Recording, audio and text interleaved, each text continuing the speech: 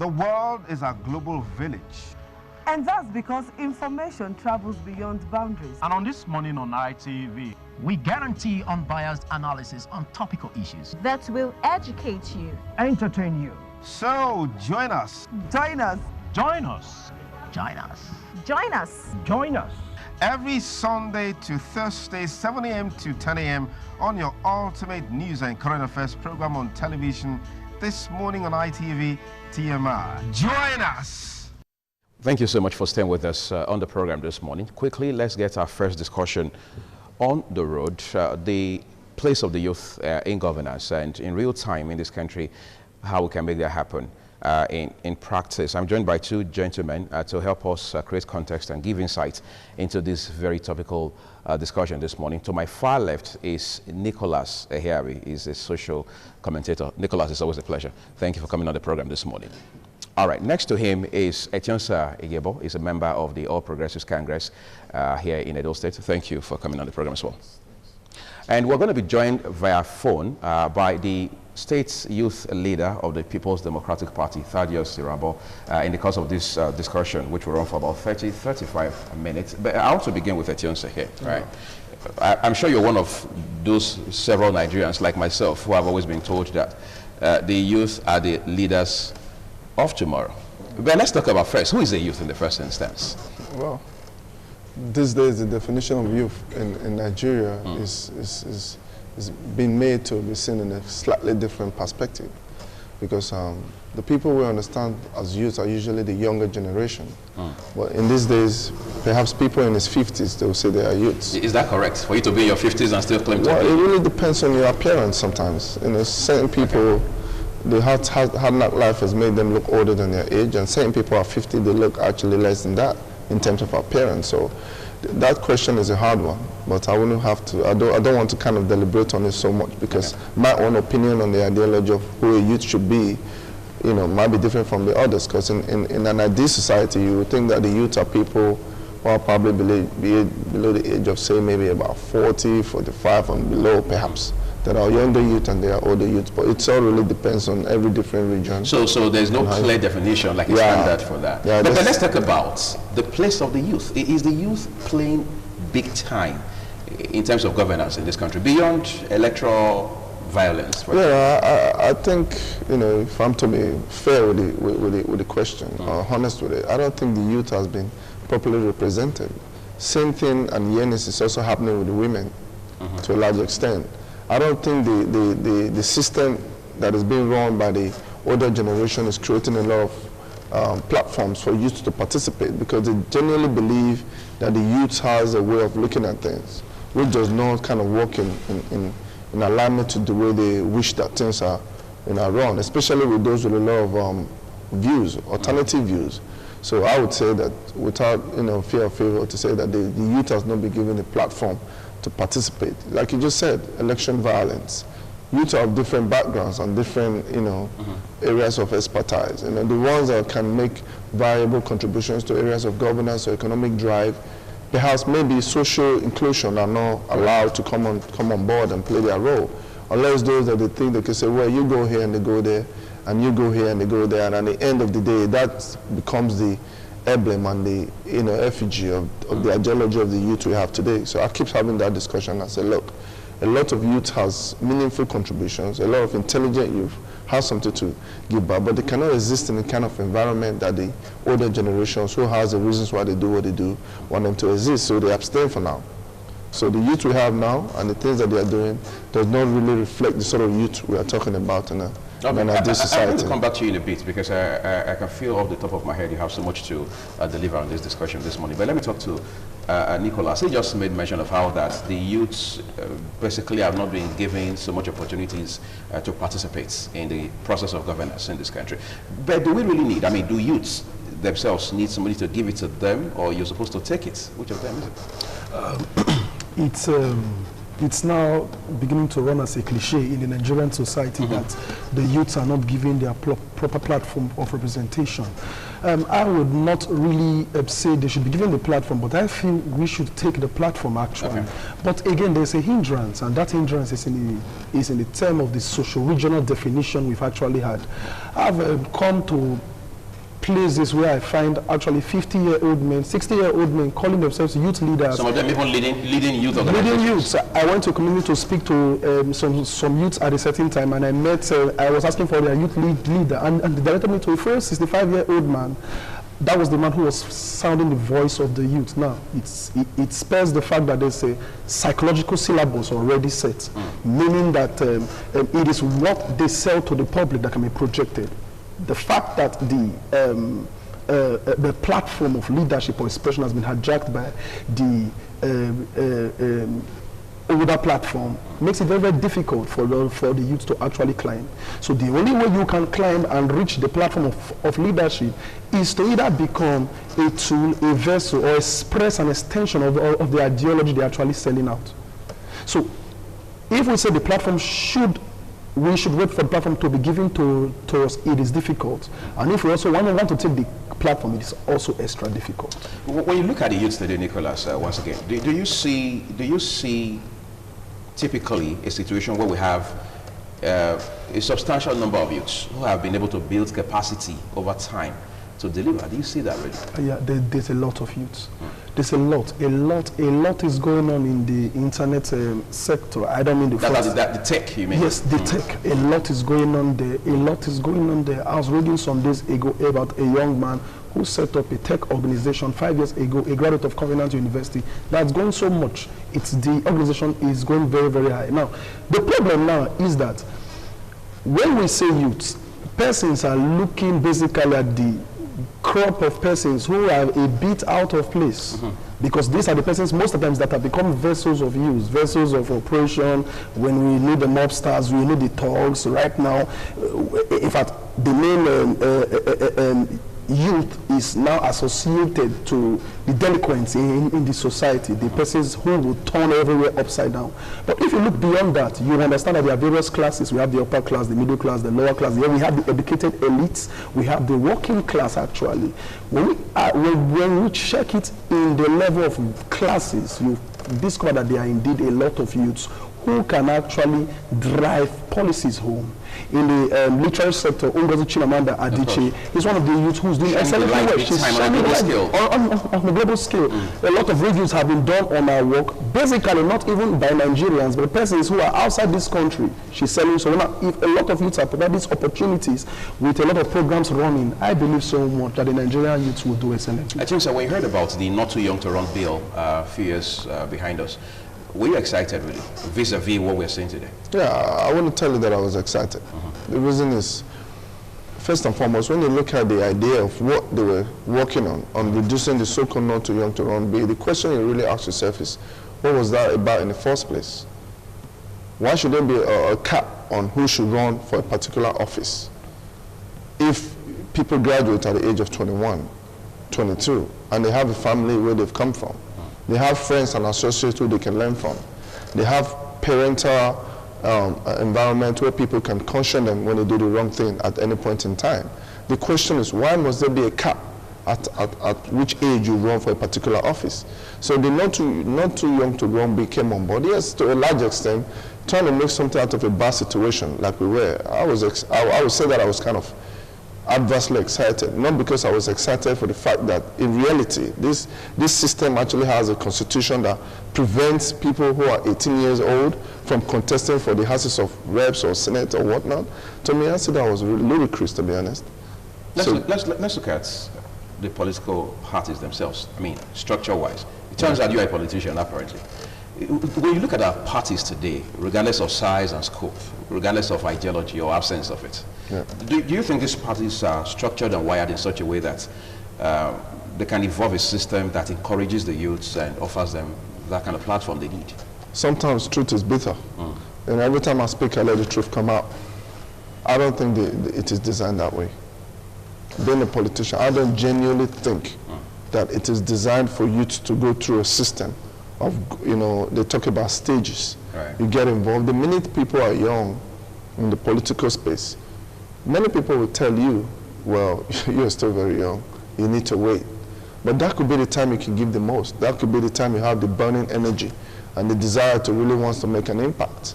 Do you see what I'm saying? We are tireless people. Youth are very strong.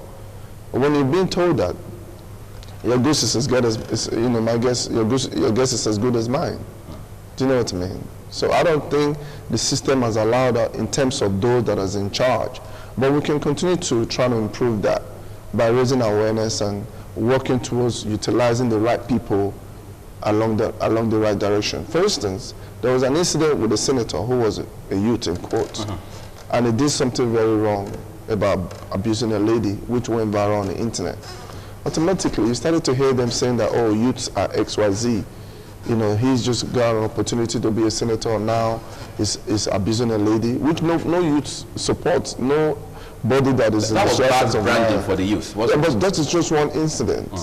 You know, there are many things that the older generation has done that is worse than that. Nobody ever says the older generation, regardless if we say they don't create the platform, are bad, you know, in quotes, in one particular instance. Right. So it's an excuse to further derail the chances of giving opportunities to youths to, you know, make their mark in the society. Any society that grows well, any society that succeeds, without the youth and involvement of women will never attain its heights. That is my own view. Let me talk to Nicholas quickly while we're trying to get across to the PDP leader, youth leader in Edo State. Nicholas, when you look at the system today, there's also the fear nursed by the older leaders, as it were, those who have been on the scene for maybe 3, 4, 5 decades, that the youths of today, they don't have it all together yet, just so much. All right, so if you allow them the reins of power, it's going to be a disaster. Hello, good morning. I'm just going to just step on my brakes with you for a minute. We are being joined now by Thaddeus Rabo. He's the state's PDP leader here in Edo. Thaddeus, it's a pleasure to have you on the program this morning. Hello, can you hear me? Yes, we can hear you all right, Thaddeus. Good morning. Good morning. Yes, welcome to the program. Okay, thank you very much. Wonderful. We also want to especially thank you for making out time to spend a part of your morning with us. Quickly, let me get to the point with you. You have been a youth leader in one of the leading parties in this country. At the point your party was the ruling party, as we say here. And being the youth leader, what exactly has been your experience with the youth? Are we getting better, or, I mean, can we say the glass is half full now or half empty? Okay, I would love to first of all clear an impression. Okay. I just left the office of the state leader 2 weeks ago, and by the grace of God, I'll be the first leader in a couple of months. Hello? Hello? We can hear you all right. Just go ahead. I said in a couple of months, I should be the South leader of the South zone. Be that as it may, being the leader, I think, is an interesting position, and it's something that you get to meet a lot of people, different people with different backgrounds, are trying to harness their potential for the common interest of the party. As it is, I think the youth in the political arena have not been given adequate space for them to actually exhibit what they are made of, for them to actually actively participate in the political process as it is. But I think gradually that is changing. For the first time, we are seeing young people being made state leaders of political parties, unlike in the time past where you see old men being made the youth leaders of political parties. I think it's a welcome development, and it's a gradual process that will surely end in praise. Let me ask you a second question, just as a follow-up. When you look at the political landscape in this country today, don't you think we have, I mean, real time, a situation where it will appear there's reluctance, on the one hand, on the part of the youths to vie for elective offices, or on the other hand, it's as though there's a glass ceiling above the youth that doesn't allow him break through and break forth to be able to express all of that potential. Isn't that the situation we have right now? Of course, I think you've answered the question. Like in most of the political parties, there is waiver that is used to women, where nomination forms are usually free. I don't know where a young person, a youth, will actually get money to pay 10 million nomination fee, maybe maybe 5 million interest form to run for an election. The political system has not been favorable to the youth, and for you to run for an election right now is capital intensive. And usually you have to have maybe, or you've been very committed with appointment and all that to fund the election. So most times before you can get there, if you are not evil, you'll be a youth in the spirit and no longer an actual youth. Okay, that's interesting. But there's something I want to also look at. In the 21st century, I mean, this is 2020, you are not hearing terms like executive intelligence, emotional intelligence. And just like I was going to ask this gentleman a while ago, there's also the fear on the part, are you still there? Okay, there's also there's the fear on the part of the older leaders that when you allow the youth so much of latitude, you give them so much of leverage in terms of leadership and governance, it's just going to be a disaster waiting to happen. Do you share that thought? I don't think that is true. If you go back memory line, you discover that the people that have been opportune to champion the affairs of this country, like the life of Nauru, our own very son, the life of Azikiwe, even the life of Buhari and Obasanjo, they actually got opportunity at a very young age. The problem we are facing right now is that those people that got this power at a very young age have refused to let go of it. They institutionalize themselves that they still want to be in the corridors of power, even in their 90s and their 80s. And making it very easy for a young person to break through in the political arena. So I think if you go to Canada, you see that the president of Canada is a young person. Go around the world, you see that the president of France is young. You can see that there are no countries that are already giving young people opportunities. But because of the greed of our country, our leaders will never give a young man opportunity to strive. I'm going to ask you. Not that they are bringing ministry to the table, but they just want to expect the country to look the country right. Just one question in 1 minute, and then I'll let you off this morning.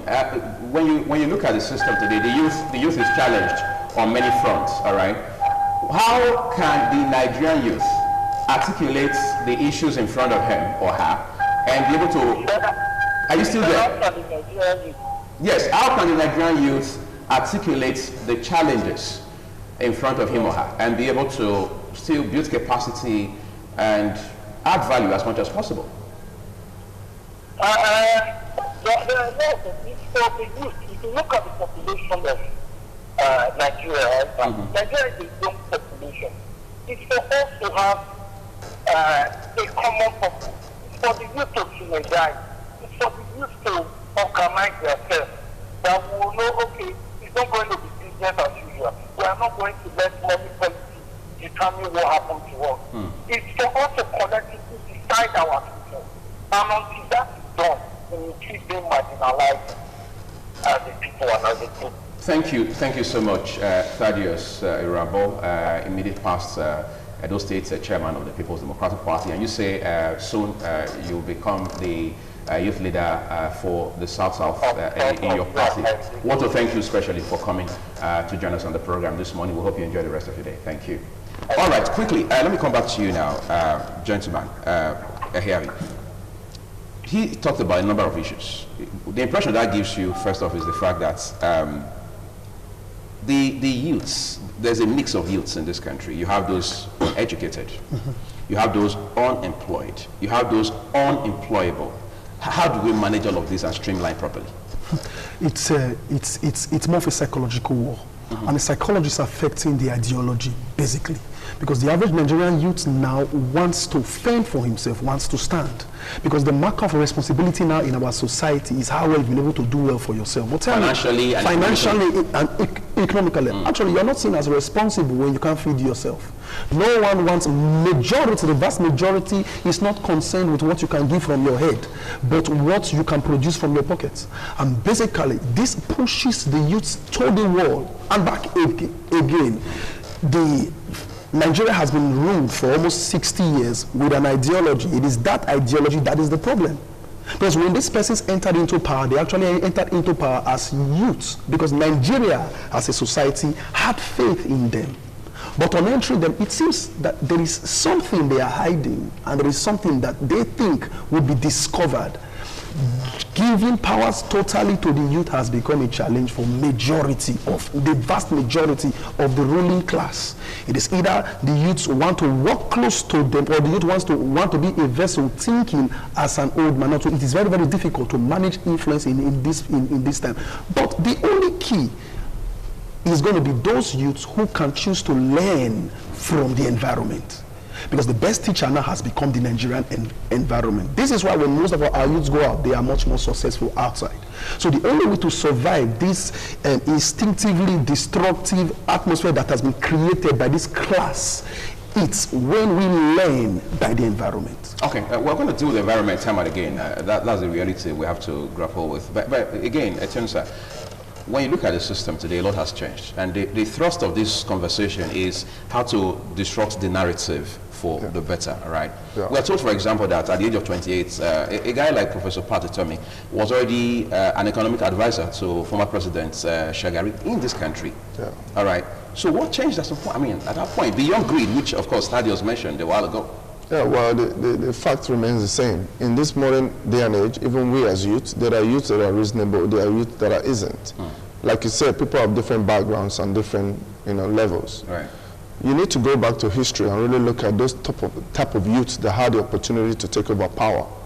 How they took over power, whether in the paramilitary system and now they are civilian. You need to go and look at the antecedents at youth back in those days. They knew exactly what they needed to have to remain dominant, which was money. So a lot of these youths in those days, there were people in the system that was in the military front most likely, and they took over power by force. There were other youths those days who wouldn't do that, but they still exist within the realm, and many of them are professionals. You don't even hear about them. So those youths of those days perhaps may have been acting a script of wanting to make things better, but they have a mission which they have accomplished, and now it has created complete collapse of an institution. You see what I'm saying? So we always say a bad young youth will make a bad old man, and a good young youth. So it becomes garbage in, garbage out. Exactly. So the people that are supposed to be involved to flood up, to kind of inject them into the system are no longer in the system. Those youth has grown and gone to the Western world in most other countries and other establishments in large numbers, and they are driving those economy now. The reasons that made them not to be who they were supposed to be, to dare to even take over a government, is what has made this country remain where they are today, no matter what domain they sell.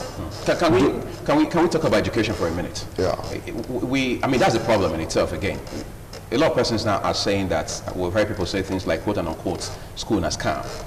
At the point it even became a trend, both on Twitter and other social media platforms, right?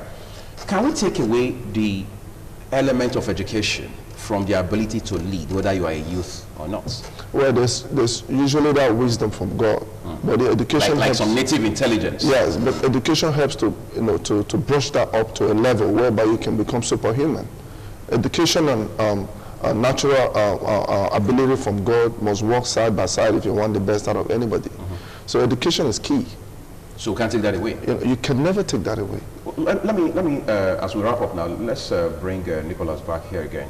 When you look at Nigeria today, you already talked about environment. We're challenged on many fronts. This is a country that's still grappling with having steady or stable power.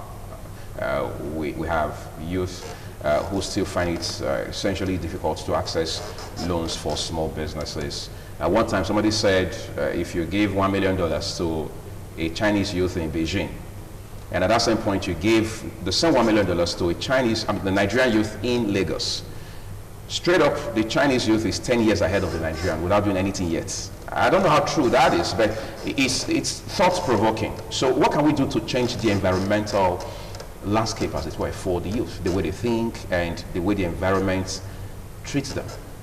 I think basically the first thing is trust. Who needs to build trust? The society has to build trust in the youths. The society has to trust the youths. The society has to trust the future of Nigeria to the youths. And that's where education comes into play. Education basically is not just sitting in the four walls of the university or the classroom. It has to do with our moral education, it has to do with our psychological education, even to our emotional education. If a Chinese youth is thinking of becoming 10 years away from Nigerian youth because of $1 million, it is because he's going to invest that money in his economy. But the Nigerian youth straight up might be thinking of how he will go and take fresh air in Dubai or other countries of the world, because basically the environment has pushed. So trust and education has to come into play. And when you trust the youth, you see them as an investment. You know, you made a point that actually resonated with me a while ago when you talked about how that there's a guy who started a tech company 5 years ago and he's doing so well today. When you look at the space, both public and private today, it's obvious that the youths are doing way better within the private sector. How do we leverage that? How do we drag some resources, substantial resources from there into the public space? How do we make that happen? That's public for private sector. For example, you see youths doing well in oil and gas, in banking, in insurance, in telecoms, even in tech, for instance. You even see some innovating in education from the private sector angle. How do we bring all of this or replicate all of this within the public sector, say in politics, for instance? Oh, right, beautiful. The private sector, it's properly maximized because it is fated into the hands of individuals who have defined the environment. They define the environment. But the public sector is not having that definition. The public sector is still not properly defined. It's still not properly trusted. It's still not properly handed over. You cannot, because in the private sector, the youth might find themselves as the sole proprietor. Decision making, but when you come to the public sector, there's a lot of bureaucracy you have to come. Okay, red tapeism and all that. Everything has to come to play. Now, it is when the public sector begins to seize itself in the private sector form. There needs to be dynamism, serious dynamism. There needs to be a serious dynamic shift and paradigm shift, so that our philosophy can be rescued. Okay, as we tie it up right now, on account of the brilliant ideas you guys have been throwing up on the discussion this morning, you're apparently making a proposal or a proposition. But let me talk to you about this quickly, finally now. How do we pitch all of these brilliant ideas to politicians like yourself? Well, they always say everything you do in life is basics. Once you understand the basics, everything flows from there. It's like a platform. Like the question you just asked, the private sector driven and the public sector. The difference there is the institution, the enabling environment that you've created. In China, in the public sector, they've done things that will make a Chinese boy, a youth, be like 10 years ahead of a Nigerian youth. Because if he puts $1 million in that system, the security, investment security, with here, you are not sure. If you establish a factory, for instance, you may not even have the proper power supply to run it. But in China, it's the opposite.